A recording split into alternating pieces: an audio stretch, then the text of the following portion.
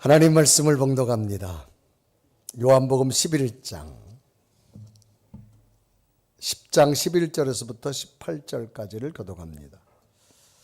나는 선한 목자라. 선한 목자는 양들을 위하여 목숨을 버리거니와 삭구는 목자가 아니요 양도 제 양이 아니라 이리가 오는 것을 보면 양을 버리고 달아나나니 이리가 양을 물어가고 또 해치느니라. 달아나는 것은 그가 싹꾼인 까닭에 양을 돌보지 아니함이나 나는 선한 목자라. 나는 내 양을 알고 양도 나를 아는 것이. 아버지께서 나를 아시고 내가 아버지를 아는 것 같으니 나는 양을 위하여 목숨을 버리노라. 또 우리에 들지 아니한 다른 양들이 내게 있어 내가 인도하여야 할 터이니 그들도 내 음성을 듣고 한 무리가 되어 한 목자에게 있으리라. 내가 내 목숨을 버리는 것은 그것을 내가 다시 얻기 위함이니 이로 말미암아 아버지께서 나를 사랑하시느니라. 이를 내게서 빼앗는 자가 있는 것이 아니라 내가 스스로 버리노라. 나는 버릴 권세도 있고 다시 얻을 권세도 있으니 이 계명은 내 아버지에게서 받았노라 하시니라. 아멘. 23년은 몽골 선교를 가서 들판에 많은 양들이 움직이는 것을 제가 본 적이 있습니다. 이 몽골에서는 양을 치는 목자들이 넓은 야산과 언덕에서 양떼들을 방목하며 키우게 됩니다. 여기저기 초지를 따라 움직이며 이동하는 그런 모습이지요. 그러다가 다시 모을 때가 되면 목자는 큰 소리로 외치게 됩니다. 이때면 목자의 목소리를 들은 양들은 산 아래로 줄줄이 내어서 우리 곁으로 오게 되어지는 것을 봅니다. 이때의 모습은 정말로 굉장한 장관이다 그렇게 생각합니다. 성경에는 많은 비유들로 하나님 나라를 소개하고 있습니다. 오늘 본문에서는 예수님을 자신을 선한 목자로 그리고 주님을 믿고 따르는 성도들을 양으로 비유하고 있습니다.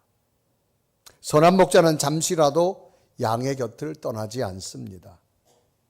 왜? 목자에게 양은 가족이기 때문입니다.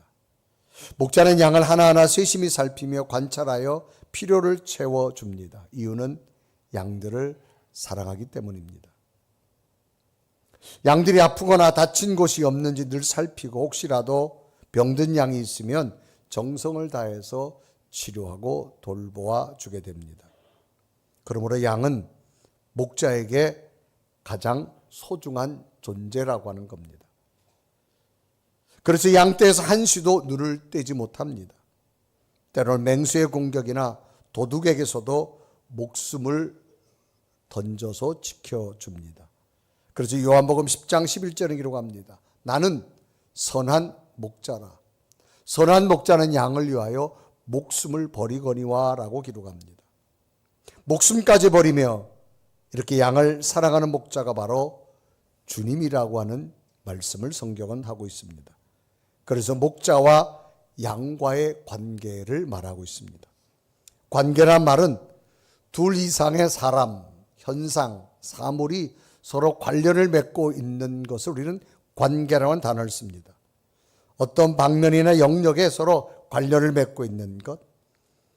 영어 단어로는 relation이라는 말을 쓰면서 사람과 사물의 어떤 현상의 사이를 말하는 것을 관계라 그렇게 말합니다. 그래서 주님은 목자 되시고 우리는 양이 되는 이 관계를 성경은 설명하면서 그러면 목자와 양의 관계 속에는 어떤 의미가 있는 것을 오늘 성경 본문을 깨달으면서 늘 목자 대신 주님을 잘 따름으로 양에게 공급되는 그 큰 은혜가 2026년 여러분의 있기를 주님의 이름으로 축복합니다. 그런 목자와 양과의 관계 속에 가장 큰 의미는 첫째는 가장 소중한 관계라고 하는 겁니다. 소중하다는 얘기는 매우 귀중하다 그런 의미죠. 이 세상에서 가장 소중한 것이라고 한다면 아마 생명일 겁니다. 생명은 한 번밖에 없는 살아있는 목숨이기 때문입니다. 이렇게 소중한 것은 누구에게나 줄 수 없습니다. 그런데 오늘 성경 본문은 선한 목자는 양을 위해서라면 자신의 가장 소중한 목숨까지도 줄 수 있는 관계다. 그렇게 설명합니다. 그래서 요한복음 10장 11절은 기록하지요. 나는 선한 목자라. 선한 목자는 양들을 위하여 목숨을 버리거니와라고 말합니다. 소중한 목숨까지도 기꺼이 줄 수 있는 관계라고 하는 겁니다. 그것은 바로 이 세상에서 가장 소중한 관계이기 때문입니다. 성경의 비유는 우리들은 예수님 믿는 믿음을 가짐으로 예수는 우리의 목자가 되어주시고 우리는 그분의 양이라는 관계로 형성되어져 있습니다. 그래서 목자 대신 예수님께서는 양을 잘 양육하고 보호할 수 있는 곳인 양의 우리로 인도하는 문과 같은 존재다, 그렇게 설명합니다. 그래서 요한복음 10장 7절은 기록하죠. 그러므로 예수께서 다시 이르시되 내가 진실로 진실로 너에게 이르노니 나는 양의 문이라, 그렇게 말합니다. 문이라고 하는 것은 집을 들어갈 때 가장 입구에 있는 것을 말하죠. 그래서 문 안과 문 밖의 차이는 너무나도 다른 환경입니다. 현관문과 출입문을 열고 들어가면 그곳에서는 가정에서 줄 수 있는 참된 평안함이 밀려오기 때문입니다. 이렇게 문이라고 하는 것은 어떤 영역을 구분짓는 경계가 되는 것과도 같습니다. 가령 여러분이 비행기를 탑승할 때 승무원들은 탑승자를 다 확인한 후에 마지막 방송을 하고 출입문을 닫게 됩니다. 그러면 문 안쪽과 문 밖의 세상은 너무나도 다른 곳입니다. 문 안에 들어온 탑승자들은 목적지까지 갈 수 있지만 문 밖에 있는 자들은 갈 수가 없다라고 하는 겁니다. 이러하듯 예수님은 양된 우리들을 가장 안전한 곳으로 인도하기 위하여 자신을 우리의 문이다라고 말씀하고 있습니다. 그래서 나는 양의 문이라는 겁니다. 문 안에 들어온 양은 외부의 어떤 위협으로부터 안전하게 보호받을 수가 있습니다. 이런 의미에서 오늘도 양의 우리와 같은 하나님의 성전에 오신 여러분들은 오늘도 성전 문 안에 주시는 주님의 위로함과 주님의 평안함과 주님의 자유함과 주님의 치유함을 얻을 수 있는 은혜가 있기를 바랍니다. 그래서 주님께서는 내가 주는 기쁨은 세상이 주는 기쁨과 다르다라고 하는 말을 씁니다. 세상의 기쁨은 물질적 성취입니다. 인간적 관계 성공입니다. 환경의 변화입니다. 이런 것으로 비롯되며 일시적이고 어떤 조건에 따라 쉽게 사라질 수 있는 기쁨인데, 그러나 신앙의 기쁨은, 예수님 안에서 기쁨은 그렇지 않는 거라는 겁니다. 하나님과의 관계, 하나님의 사랑, 구원의 확신에서 비롯된 영원하고 변하지 않는 큰 기쁨, 인간의 한계를 넘어선 무한하게 채워주는 하나님의 기쁨을 성경은 말합니다. 예수님께서도 말씀하셨습니다. 주님과의 기쁨은 세상에 주는 기쁨과 분명히 다른 것이다라고 말합니다. 그리고 요한복음 14장 27절에 말합니다. 평안을 너에게 주노니 곧 나의 평안을 너에게 주노라. 내가 너에게 주는 것은 세상에 주는 것과 같지 아니하니라. 너희는 마음에 근심도 하지 말고 두려워하지도 말라. 같지 않다는 겁니다. 이거 뭐 다르다는 겁니다. 예수님이 주는 기쁨은 세상의 기쁨과 전혀 다른 걸 말합니다. 왜 그럼 이런 기쁨이 있을까요? 주님과의 소중한 관계이기 때문에 주님으로부터 주시는 기쁨이라는 겁니다. 마치 집안에 들어가면 엄마와의 관계겠죠. 아빠와의 관계겠죠. 그 집안에 들어가면 부모 사이 어디서도 느낄 수 없는, 세상 어디에도 느낄 수 없는 참된 평안함, 부모 곁에 있을 때 느껴지는 그 기쁨, 그것과도 같다라는 것을 말합니다. 가족 안에 누리는 기쁨은 그렇게 화려하지도 않습니다. 거창하지도 않습니다. 아주 단순합니다. 이유는 거기에는 생명을 나누는 가족의 사랑이 있기 때문이라는 겁니다. 부모님으로부터 공급받은 생명이 있기 때문입니다. 우린 예수 그리스도의 생명을, 예수 그리스도의 십자가의 흔적을 가진 예수 그리스도의 피를 나눈 우리의 은혜가 우리에게 있습니다. 그래서 성경은 비유로 말합니다. 그 관계를 뭐라 말하느냐? 예수 그리스도를 믿는 순간 우리는 하나님의 자녀가 된다고 성경은 말합니다. 요한복음 1장 12절에 말합니다. 영접하는 자, 곧 그를 믿는 자들에게는 하나님의 자녀가 되는 권세를 주셨느니라. 그래서 우리는 하나님을 아버지라고 부를 수 있는 겁니다. 아버지라는 단어 자체가 우리에게는 평안함을 줍니다. 세상 어디서도 얻을 수 없는 하늘의 기쁨을 우리에게 줄 수 있기 때문이라는 겁니다. 그래 주님은 내가 주는 기쁨은 세상에 주는 기쁨과 분명히 다르다라고 말합니다.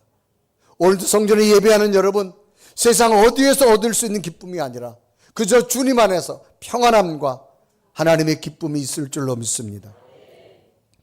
지난주에는 선교를 다녀왔습니다. 그 선교 행사에서 몸도 피곤하고 힘들고 거기는 화려함도 없습니다. 우리보다 생활이 훨씬 열악합니다. 여러분 선교지 가보시면 알 겁니다. 숙소에 가면 지금도 물을 퍼가지고 씻어야 됩니다. 물도 졸졸졸 나옵니다. 그런 곳에서도 여러분 참된 기쁨을 누릴 수 있는 이유는 예수 그리스도의 관계가 있기 때문입니다. 내가 여행 온 것 아닙니다. 내가 섬기러 온 겁니다. 이유는 예수 그리스도가 내 안에 있기 때문에.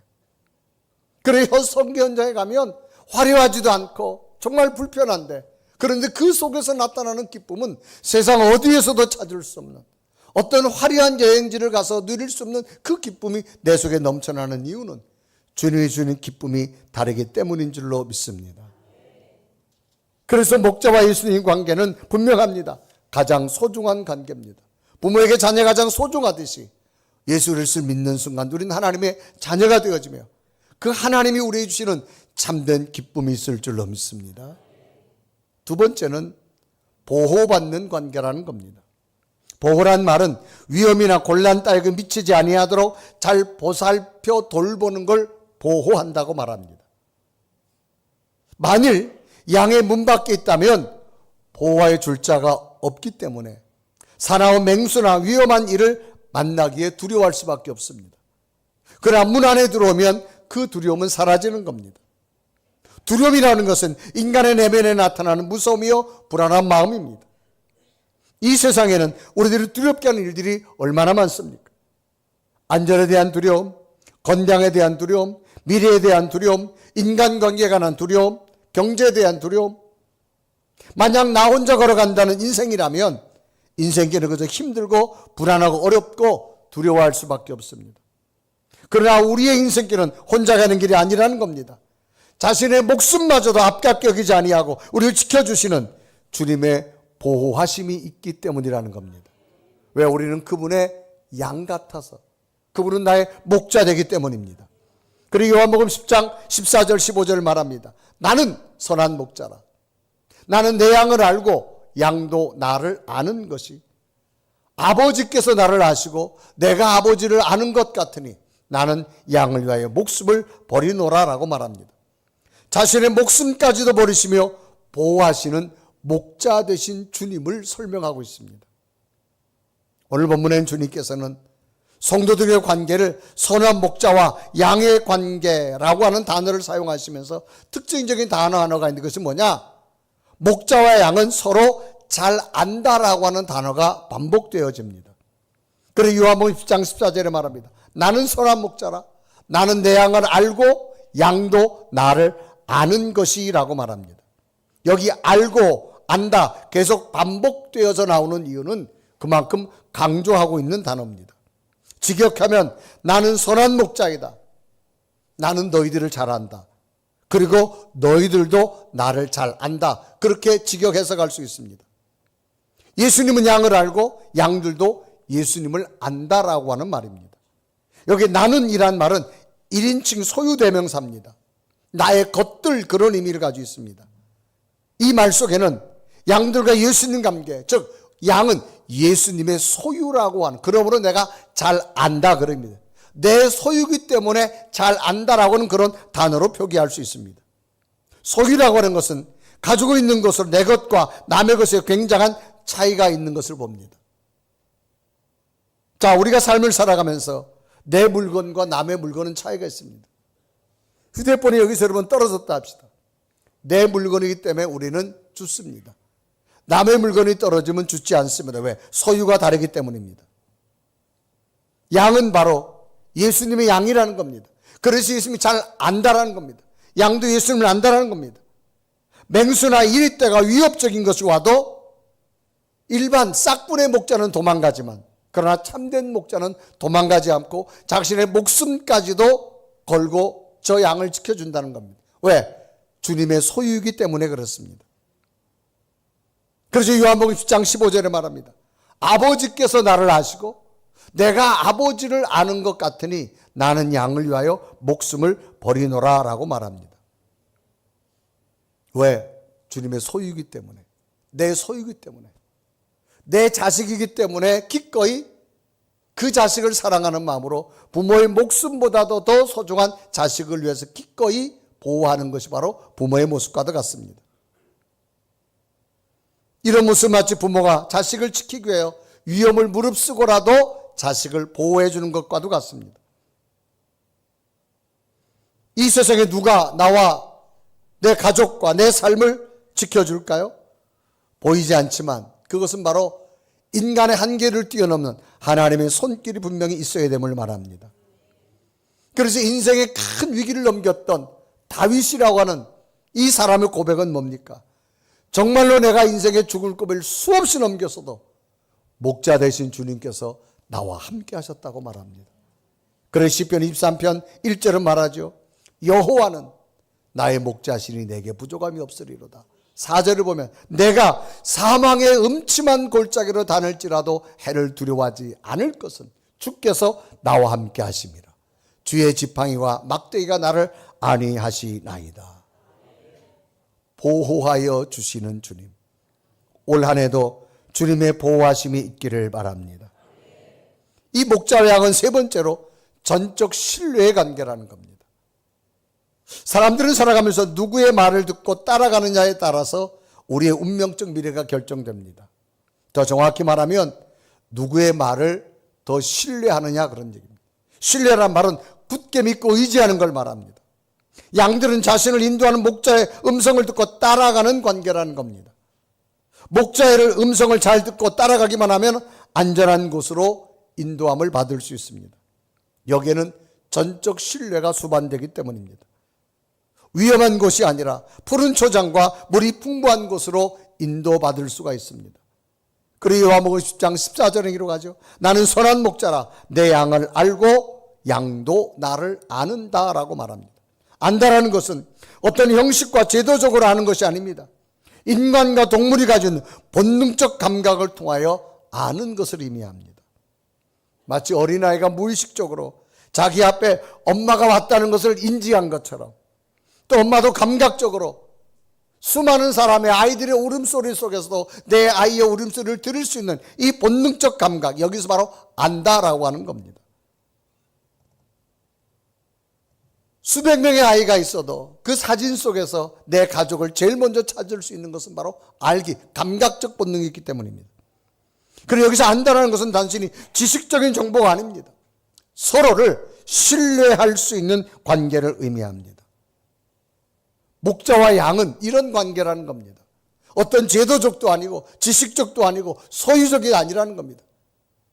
우리가 예수 그리스도의 자녀가 되는 순간 그분은 감각적으로 우리를 알기 때문에 우리는 그분을 신뢰하고 그분은 우리를 신뢰해서 가장 바른 길로 인도해 주신다고 하는 겁니다. 그러면 왜 양들은 목자를 신뢰해야 될까라는 겁니다.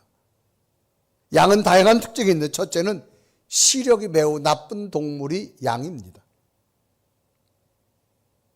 양의 시력이 얼마나 나쁘냐?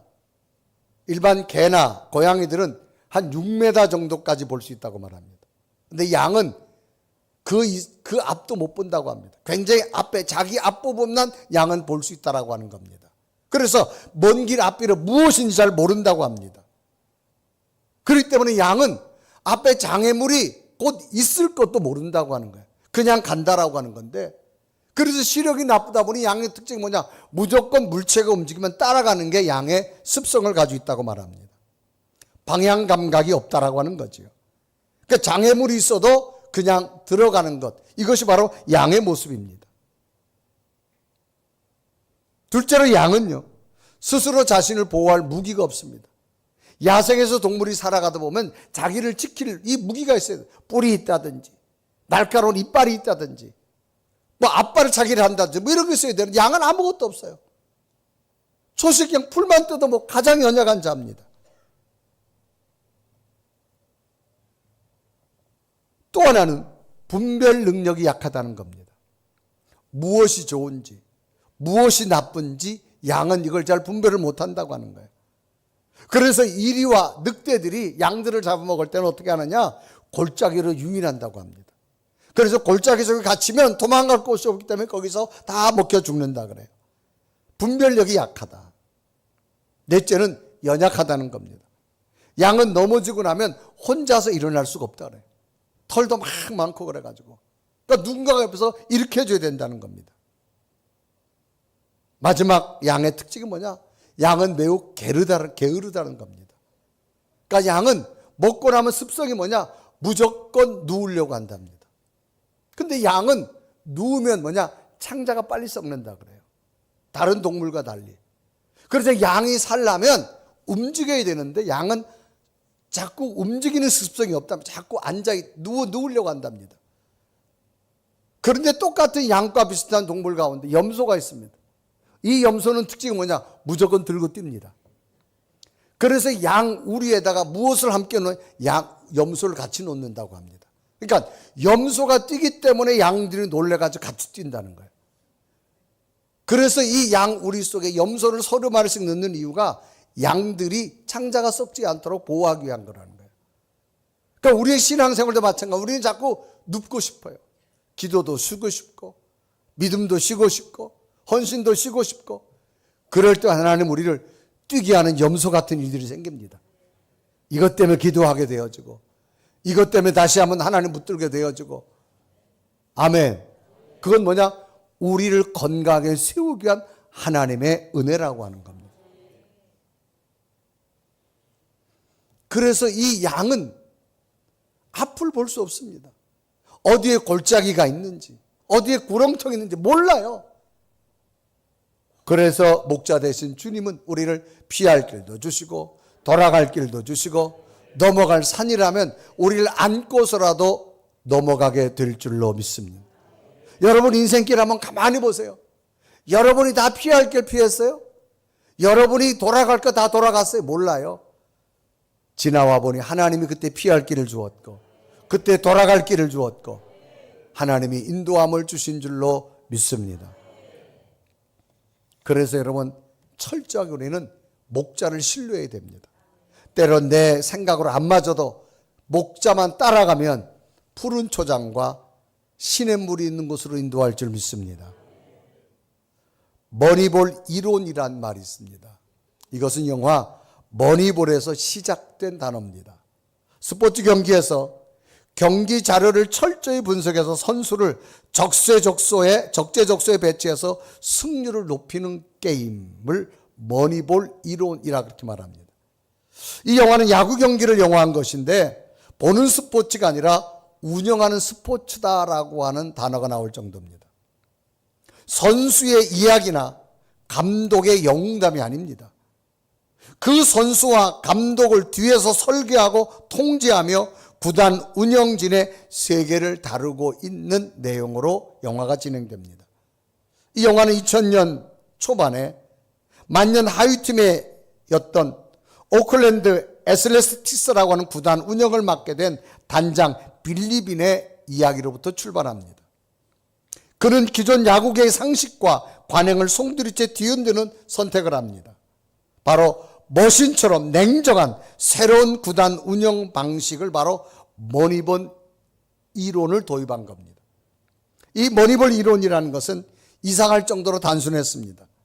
선수의 명성 배제, 인기 배제, 사생활 배제, 나이 배제, 심지어 감독의 직권까지도 배제, 어떤 스펙도 배제, 오로지 기록과 수치로만 선수를 평가한 겁니다. 이 영화에서 단장은 고정관념을 버렸습니다. 스펙이 화려한 우수한 선수보다 잠재력이 참신한 선수를 선발했습니다. 그래서 끝까지 그 선수를 믿어줬습니다. 지금은 좀 실력이 부족하다 할지라도 잠재력을 보고 끝까지 신뢰하고 믿어줬습니다. 결국 그 선수들은 메이저 역사상 놀라운 기적을 이끌어내는 승률을 가져왔다는 겁니다. 사람은 나를 믿어주는 한 사람이 곁에서 응원해 준다면 자신이 가진 능력의 최대치를 발휘할 수 있는 것이 바로 인간이라는 겁니다. 그건 왜 그럴까요? 하나님의 모습이 우리 속, 하나님의 형상이 우리에게 있기 때문입니다. 사람은 누군가가 자기를 믿어줄 때 그를 위해서 생명까지도 바칠 수가 있다라고 하는 겁니다. 이것은 바로 전적 신뢰가 필요하다는 거죠. 우리가 하나님을 얼마나 전적으로 신뢰할 수 있느냐? 우리 하나님을 전적으로 신뢰할 때 하나님은 내 생애에 놀라운 일들을 내 눈에 보이지 않지만, 내 생각과 내 판단에 맞지 않지만 하나님은 더 놀라운 일을 우리에게 이루어 주신다고 하는 겁니다. 이런 것은 가정에서도 마찬가지입니다. 여러분 가정에 주신 자녀들, 여러분이 먼저 믿어주시기 바랍니다. 그 자녀에게 부족한 모습이 많아요. 그래도 여러분 하나님이 우리에게 주신 자녀, 여러분 믿어주십시오. 지금은 조금 부족해도 하나님은 이 자녀를 통해 놀라운 일을 이루어 주실 줄로 믿습니다. 믿어줄 때 하나님이 함께 한다는 거예요. 내가 내 자식을 안 믿어주는데 세상에 누가 내 자식을 믿어줍니까? 전적 신뢰가 필요하다는 거예요. 그 속에 주어진 잠재력을 가지라는 겁니다. 우리의 신앙도 마찬가지라는 겁니다. 하나님이 기적을 얻기 원하면 하나님을 전적으로 신뢰하시길 바랍니다. 그리고 예수님께서도 놀라운 기적을 이루실 때 모든 사람의 특징적인 단어가 뭐냐? 내 믿음을 좀 보여줘라. 네가 나를 얼마나 신뢰하고 있는지를 보여달라고 말합니다. 여러분 똑같이 기도를 해도 응답받는 사람이 있고 응답받지 않는 사람이 있어요. 왜 그럴까요? 얼마나 믿고 기도합니까? 그냥 기도하는 거하고 정말 하나님은 내 기도를 통해 이루어질 줄 믿습니다. 그 전적 신뢰의 기도가 다르다는 겁니다. 마치 여러분 부모가 자녀들이 부모에게 뭐 돈 달라는 거 똑같아요. 엄마 2만 원만 주세요. 줘도 되고 안 줘도 되고. 그럼 안 줍니다. 엄마 꼭 주셔야 돼요 이거. 그러면 줍니다. 아멘. 여러분 어떤 모습을 가지고 우리 하나님 앞에 기도하고 있습니까? 그래서 주님께서 우리에게 기적을 줄 때 한 가지 요구는 뭐냐? 내 믿음을 좀 보여줘라. 마가복음 5장에 보면 12년의 혈루증 앓는 여인이 소개됩니다. 200원 저백원 갚아 다 고쳐보려 했었지만 못 고쳤어요. 당시 이하로 불가능합니다. 그런데 이 여인에게 이야기 들려오는데 하나님의 아들 예수님이 계신데 그분은 놀라운 능력을 가졌다는 거예요. 그런데 그분이 자기 마을에 왔습니다. 이 여인은 주님 앞에 갈 수 없습니다. 병이 들어서. 그런데 여인의 생각은 뭐냐? 저 지나가는 주님의 옷자락 끝만 만져도 나는 나을 수 있는 믿음을 갖습니다. 생각을 갖습니다.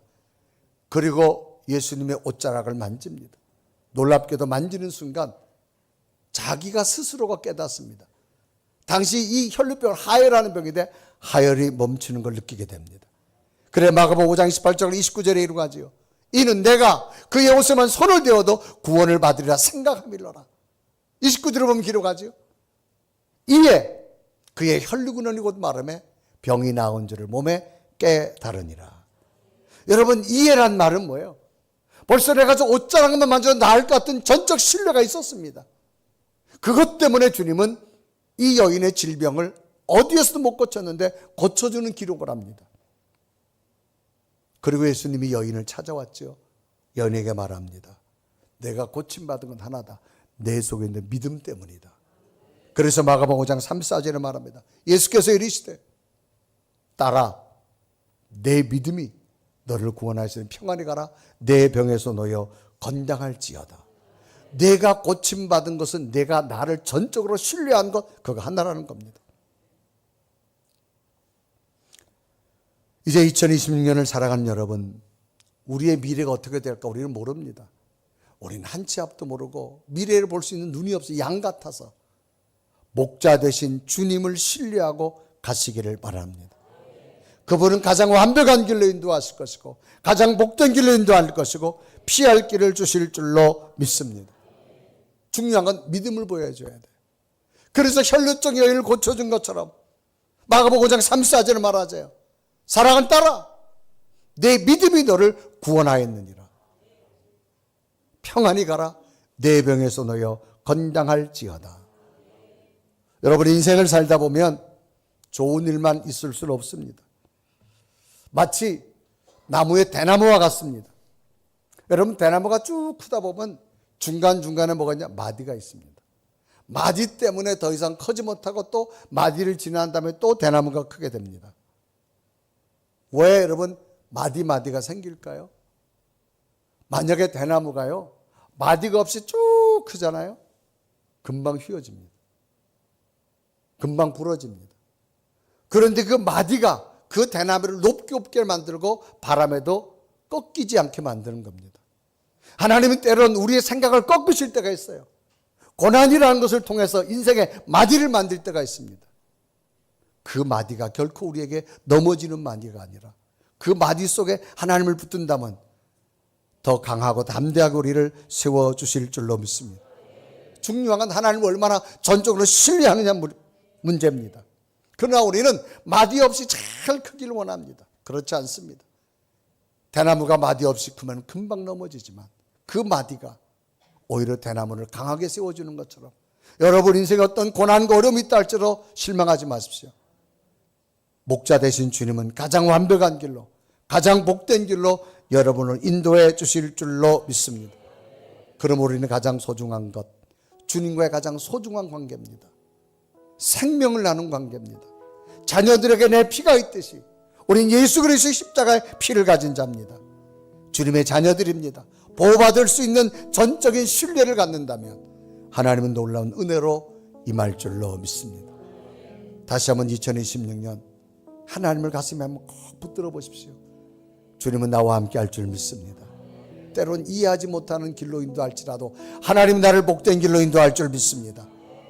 전적 신뢰를 통해서 푸른 초장 맑은 시냇 물가로 인도하는 하나님의 약속이 여러분이 있기를 주님의 이름으로 축복합니다. 우리 한번 고백하며 찬양할까요? 하나님은 우리를 지켜주시고 인도하십니다. 하나님은 너를 지키시 너의 우편에 그늘 되시니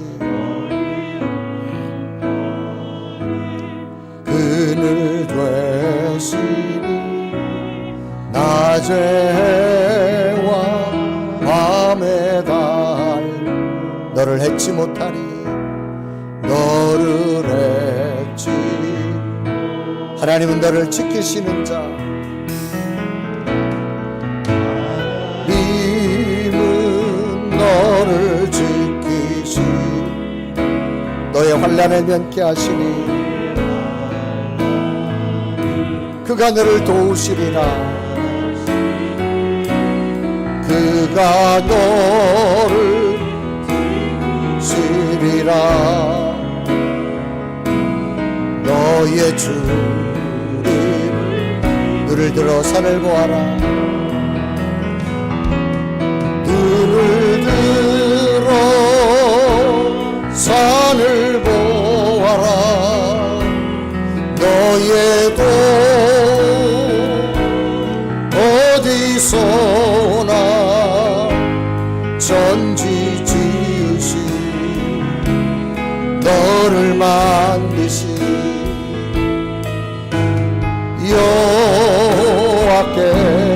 여호와께로다.